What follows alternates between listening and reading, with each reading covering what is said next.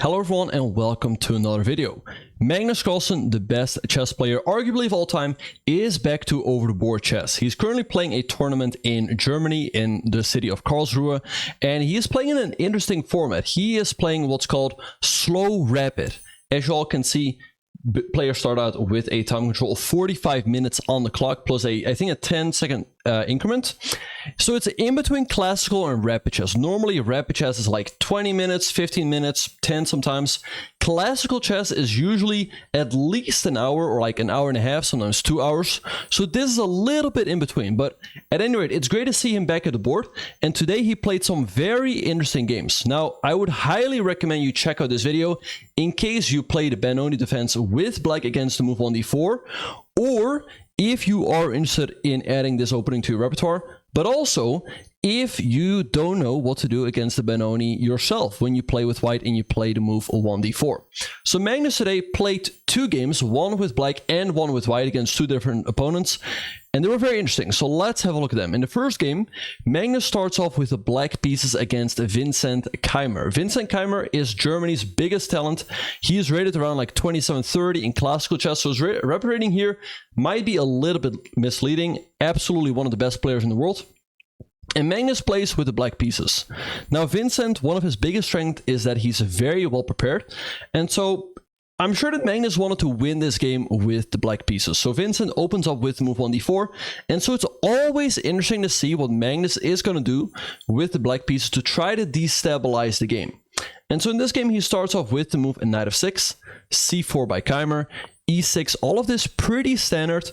Vincent plays the move knight c3, and with this move he is inviting the Nimzo Indian defense from Magnus. Bishop b4 here is the typical move from black, but Magnus had a completely different plan. He played the move c5, and with this move he goes back into the Benoni. Now usually the Benoni arises after the move is c5 on the second move, d5, and now e6, and here white usually plays the move knight c3. Alright, but Magnus plays it through a slightly different move order. He goes c5 on this move, challenging the pawn on d4, but this is also perfectly fine because the pawn on e6 is already ready to challenge that pawn on d5 as soon as it lands there. So Keymer plays the move d5, absolutely the critical test, and here Magnus takes the pawn on d5 and plays the move d6, and here we get what's called the Benoni structure. Right, so now what black is usually going to do here is fianchetto his bishop with g6 and bishop g7, and then try to create some counterplay later on, and we'll go over how exactly he's going to do that. Now there's many ways to play this position. For example, there's the move e4 from white, the critical move arguably, but Keymer went for a different setup. He goes for the move knight f3. Now Magnus plays the move pawn to g6, bishop f4 by Keymer, and now bishop to g7. Like I said, he wants to develop this bishop on the long diagonal where it stands very actively. You don't really want to develop the bishop on e7 where it's kind of blocked in by its own pieces. Again, the bishop belongs on this long diagonal. Alright, so bishop to g7. And here Keymer comes up with a very clever move. All of this, by the way, is theory. Keymer plays the move queen a4 check. This check is quite awkward to meet. If you block it with a knight, for example, then you hang the pawn on d6. So Magnus played the move bishop d7, blocking the check and attacking the queen. And here the point, the move queen to b3. And now all of a sudden Keymer is attacking the pawn on b7 and the pawn on d6. If Magnus wanted to, he could have protected both pawns with the move queen to c7, but this is a little bit passive. And also the bishop on d7 is slightly misplaced. Often you actually want to develop your knight there. All right. But Magnus has a different idea. He goes for the move pawn to b5. So he's ignoring the d pawn, but he's also sacrificing the b pawn. Now Keymer can take either pawn, but both of them have their drawbacks. And he decided to take the pawn on d6. If you take the pawn on b5, then there's lines like queen a5 check, and if the knight jumps back, maybe moves like, you know, a c4 or knight e4, and black gets a lot of counterplay. But instead, Keymer decided to grab the pawn on a d6. And also with this move, he's stopping Magnus from castling. So Magnus plays the move queen to b6, hitting the bishop. He wants to push that bishop away as quickly as possible so he can get castled on the next move. So Keymer played bishop e5. Now Magnus can castle. So you might be wondering, okay, what has Magnus just done here? He's just given up a pawn, a center pawn, but in return he gets a lead in development. As we can see, Magnus is already castled, whereas Keymer is pretty far from castling. He still has to push a pawn, develop the bishop, and only then he can castle. And in the meantime, Magnus will try to create some serious counterplay. So let's have a look at how he will do so. Keymer plays e3, very natural, and now Magnus starts creating an initiative. He plays the move c4, hitting the queen. The queen moves back to d1, and now the move b4. Hitting the knight. So all of these moves come with tempo, and that's generally what you want to do when you want to create an initiative. You want to play your moves with tempo so your opponent has to respond, and then you can continue playing actively. So Keymer undevelops his knight back to the b1 square, and now the pawn on c4 is hanging. So Magnus plays the move bishop to b5, protecting it, and now he's ready to develop this knight to the d7 square. So Keymer plays a4, hitting the bishop. Magnus moves it back to a6, and now knight bd2 by Keymer, hitting that pawn on c4 and redeveloping the knight. Now, black cannot go c3 here quite yet. White will just take. So Magnus first played the move rook to c8, reinforcing the c3 push. The Keymer plays rook to c1 to take the sting out of it, and this pawn is hanging. If white takes, white is actually close to winning. So Magnus has no other choice here but to sacrifice the pawn anyway with the move c3. Keymer takes it, and now he takes on f1. And Keymer here has to make an awkward decision. He has to take with either the rook, the king, or the knight. Now the drawback with taking with the rook and the king is that then you lose the right to castle. But you also don't quite want to take with the knight, as then your knight is on a very passive square. And again, this is really what Magnus is playing for. He wants active play while Keymer is not fully developed yet. So Keymer decides to take with the king. Very logical move, because now he can still castle by hand, so to speak. He can still go g3 and king g2 and connect the rooks that way. So Magnus plays the move at knight bd7, developing the knight and putting pressure on the bishop. Keymer takes an f6. Magnus recaptures, and here Keymer makes a critical mistake. In this position, his pawn on c3 is hanging, and so the move he should have played here is the move c4, also defending the pawn on d5, and Keymer would have kept a nice advantage. I'm not quite sure what Magnus had in mind here. Maybe something like rook b8 to try to go b3, but in the game, Keymer played the move pawn takes b4, and this is a serious mistake, and this allows Magnus to develop a very strong initiative. Magnus plays this part of the game very well. Here, Magnus decides to give a check on the king, and also this move pressures the pawn on a4. So Keymer decides to block the check with the pawn, and here another nice move by Magnus. He takes the rook on c1. And the problem is you cannot take the queen, as then black takes here, black is up a rook, and white's in a big amount of trouble.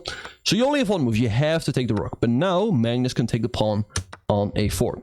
So you might be wondering, like, okay, what is the big deal? Magnus is still down 2 pawns, right? But these pawns are quite weak, and he's probably going to pick up the b5 pawn on the very next move. And the pawn on d5 is also quite weak. And if Magnus picks up that pawn on b5, he all of a sudden has a very strong a pawn. And this bishop on g7 can do a great job at pushing that pawn to promotion. And again, this king is feeling a little bit awkward. His rook is a little bit blocked in. So that is exactly what Magnus is playing for in this game. Furthermore, it's not easy for white to deal with all of these problems. For example, the move queen c4 to defend both pawns runs into the move queen d1 check. You have to block with the knight, but now you lose the other knight and black's winning. All right, so Keymer played the move g3 to be able to castle by hand, an idea I mentioned earlier. But now Magnus takes the pawn on b5, the king moves, and now takes the pawn on d5. Takes the queen, taking with the knight also would have been good, and then again, setting the pawn in motion, and it's not at all clear what white is going to do. But I also like taking with the queen, as this pins the knight on f3, and again, it's this very easy plan of just pushing this a-pawn forward. Keymer plays queen at c4, trying to get the queens off, and Magnus goes a5 again, setting that a-pawn in motion. That is his big trump in this position. Alright, so Keymer goes rook to a1, Magnus trades the queens and push the pawn forward even more. And here Keymer plays the move a knight to b6. Looks like a very logical move. Hitting the rook, hitting the pawn, but actually, as you guys can see, this move turns out to be a blunder, and Magnus shows no mercy. He finds the winning move right away. Magnus finds the brilliant knight to d5, ignoring the threat on his rook, but instead he's hitting this rook in a corner, and he's also hitting this knight over here. And the tactics work out beautifully for black. Let's have a look at some of the variations. For example, in case white takes the rook on a8, now black takes the rook on a1. And here, white's in big trouble again. This pawn is simply going to push forward. Now let's say, and also this knight on a8 is trapped, because this knight is completely dominating it. The knight cannot jump out. Now let's say white here goes for the move e4, trying to kick the knight away. Black is a very pretty win. Here what black can do is go bishop to c3, moving the bishop out of the way, and now dominating this knight, making sure that this knight cannot join the defense. For example, in case white takes, then there's a3, and both of these knights are unable to stop the pawn. White can push their own pawn, but black just pushes, and after d7, black is just in time to go either bishop a5 or bishop f6 to stop the pawn, and black's gonna queen on the very next move. So some very nice calculations here by Magnus. And another line that works out beautifully is that rook takes a4 can be met with knight takes b6, taking the knight and defending the rook, and white simply lost here in this endgame. Here Keymer can trade the rooks, but the endgame should just be lost, so he decided to keep the rooks on. He went rook here, Magnus moved the knight, but Magnus had absolutely no trouble finishing off this game. He moved his knight to the... Alright, so eventually he traded off the rooks, then the knight came back, and now he starts activating his king. So Keymer still has some chances for a draw here, because he's got 4 pawns versus 3, and it's all on one flank, but it's just a little bit too much. An extra piece really matters, really counts for a lot. And so Magnus has no trouble finishing this off. He brings his bishop back. Now he further brings up his king, so there comes the king. He activates his knight again. He jumps around a little bit, puts it on the active e4 square, the bishop moves back, the king steps up even further, and slowly but surely he makes his way in. Here comes the king. The knight again reroutes to the e4 square, and now he starts pushing his pawns to restrict this knight over here. So he pushes the g-pawn, f4, a nice attempt by Keymer. So what you want to do when you are down material, you want to liquidate the pawns, because if this would be a knight and bishop versus a knight, this would be a draw. But since there are still pawns on the board, black can use their material advantage to pick up those pawns and to create a queen later on. So what Keymer wants to do, he wants to trade off as many pawns as possible. Magnus, he found some very nice moves to finish off this game. He plays the move g4, attacking the knight. Here it gets a little tricky. Keymer takes here, and now Magnus only has 1 pawn left. So if Keymer has the time to trade off this pawn, it would be a draw. But Magnus here finds a very nice maneuver. He gives a check, gives another check, and take this pawn. And now with this knight here, Keymer can never go g4 to trade off the g-pawns. And after king here, Magnus goes king e4, and it's absolutely lost. There's nothing white can do. And in the meantime, what black is going to do is he can go knight here, pick up this pawn, eventually pick up this pawn, and the f-pawn will prove to be decisive. So a very nice game by Magnus with the black pieces in the Benoni. Now, in this tournament in Karlsruhe in Germany, they play 2 rounds a day. Again, they have a rapid time control, and in the afternoon, Magnus played with the white pieces, and he played against the very creative Richard Rapport. Let's have a look at that game. Now, Magnus opened up with the move on d4, and you don't make this up. Richard Rapport played the Benoni. Magnus just played the Benoni with the black pieces in the morning, and Richard plays the exact opening against him with black. So he's kind of asking for trouble. He's kind of asking Magnus like, hey, what do you do against your own opening? Right? I mean, I'm sure Magnus has looked at this in great detail. So Magnus goes c4, e6, knight f3. And here, once again, you can play c5 on the second move, but Richard decides to delay it a little bit. He plays c5 right here. So Magnus goes d5, d6, knight c3. Now we see the trade, and again the move g6 to fianchetto the bishop. So Magnus plays the move h3, taking away the g4 square from the bishop and the knight. And after bishop g7, he plays the move e4. So we saw Keymer, he went for a setup with bishop f4 and e3, also very logical. Magnus goes for a slightly different one with h3, e4, and now bishop to e3. And again, now black cannot go knight g4 and also not bishop to g4. So Rapport goes rook e8, hitting the pawn on e4. Magnus defends it with knight e2. Now Rapport goes a6, a very typical move in the Benoni. Black usually wants to expand on the queen side with the move b5. And what white usually does when black goes a6 is play the move a4. Stop black from pushing up that b-pawn. Now here, if white gets the time to consolidate, white would have a great position. White would go bishop e2, then get castled, and there's almost nothing black can do. Black absolutely has to go for the move Richard plays here, which is the move knight takes e4. If black doesn't do this, the position is strategically lost, you could say, because black is just so cramped. So knight takes e4, nice move by Richard, and the idea is that in case white takes, now to move f5, hitting the knight, with the idea that in case you move the knight again, Now there's f4, black wins back the piece, and black's absolutely crushing here. Black's doing great. Black's going to win the bishop and get a big attack. But Magnus had all of this prepared. He played the move bishop to e2, sacrificing the knight. So here Richard takes, and for the moment black's up a pawn, but here Magnus goes for the move knight c4. And all of a sudden, it's not so clear at all what black should do here. Magnus has great compensation. He's pressuring the pawn on d6. Also, the b6 square is a very nice outpost for his knight. And it's very difficult for Rapport to develop. This knight cannot move. It would hang the d6 pawn. The bishop also cannot quite move. If it goes here, it can always be kicked back. And so it's not easy to develop. But here, Rapport comes up with a very nice move. He goes for the move a5, which I think was still his preparation, because he was still playing quite quickly. Now, the point behind the move a5 is that now this knight on b8 can develop via the a6 square. It can go here, and then a b4. Now here, Magnus goes bishop f4, a very nice move, hitting the pawn on d6, and forcing Richard to play the very passive but necessary bishop to f8, the only way to defend this pawn over here. Magnus goes rook a3, another very nice move. Knight a6, he castles, and now Richard plants knight on b4. So Magnus is down a pawn, but again, it's difficult for black to develop, and it's very instructive how Magnus proceeds from here. He plays the move queen d2, b6 by Richard, a nice move, solidifying his structure a little bit, and now to move a rook to g3. He's swinging the rook all the way over to the king side, because now he wants to start an attack. Richard plays rook a7 to try to bring the rook over to the king side via the 7 rank. And here, nice move by Magnus. He goes h4, and he wants to go h5 to loosen up black's king side. Now, the idea is that in case black takes his pawn on h4, now Magnus has bishop to g5, trapping the queen. There's only one way to get the queen out, which is with the move e3, creating a counter threat, but the lines don't quite work out for black. White can just take here, the queen is still hanging. Now, the idea is that black can take, as the bishop is no longer protected, but white can take here, and white remains up in exchange and is doing very well in this endgame. So the pawn on h4 cannot be taken. Richard goes rook f7. Again, bring the rook over to the king side. Here, Magnus plays bishop g5, hitting the queen. Nice move. Bishop e7 by Richard to block. Take, and now he goes h5. He's not interested in this pawn just yet.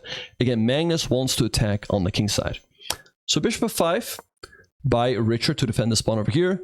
And here, another instructive move by Magnus. Again, he perhaps could have taken a pawn on b6, but he goes for the move bishop to g4. He wants to trade off this defender. So he will eventually... So his idea is that Richard has his defender, and if he trades it off, he will have one less defender. And Magnus... This bishop over here wasn't doing much anyway, so this really helps in his attack. Alright, so Richard takes, Magnus recaptures. Now the pawn on g6 is hanging. So Richard goes rook g7. Quite a logical move, but it turned out to be a costly mistake. Now Magnus goes rook e1. And this pawn on e4, black's extra pawn, all of a sudden turns out to be terribly weak. How do you actually defend it? Richard takes the pawn on h5, but now Magnus goes for a very instructive sequence. He gives up the rook on e4, both the rooks for the queen. Now, you might be thinking black's doing quite okay here, right? Because if you see here, Richard is actually +2 in material. The rooks are generally considered to be worth 5 points, whereas a queen is considered to be worth 9 points. So you could argue that Rapport, he's up a point with the 2 rooks for the queen, and he's also got an extra pawn. But this king over here is terribly weak, and the black pieces don't fully coordinate. This knight on b4 is on a nice outpost, but it's not really doing much. You would actually much rather have it over here on the king side, on a square like f6 or g6. And Magnus shows the problems in the black position here. He takes the pawn on d6, hitting the rook. The rook moved back to e5, and now to move f4, another fantastic move, hitting the rook. And the rook has got nowhere to go. If it goes here, then Magnus has knight f5, forking the rooks, and he wins the game, as this d pawn is also very, very strong. Richard took the pawn on d5, but now queen e2, threatening mate on e8. You cannot take the knight. This is just checkmate on 1. So Richard created some move for his king with the move h6, and now Magnus gave a check on e6, and here Rapport resigned. The problem is that in case you move the king, now there's just knight f5, hitting the rook, hitting this, and black is just absolutely lost. So some very, very nice games from Magnus today in the Grenke Classic. He played the Benoni with the black pieces and with the white pieces. He won both of his games. At any rate, I do hope that you learned a lot from this. And yeah, perhaps you can play the Benoni in your own games. Anyway, thanks everyone for watching, and I look forward to seeing you all in the next one.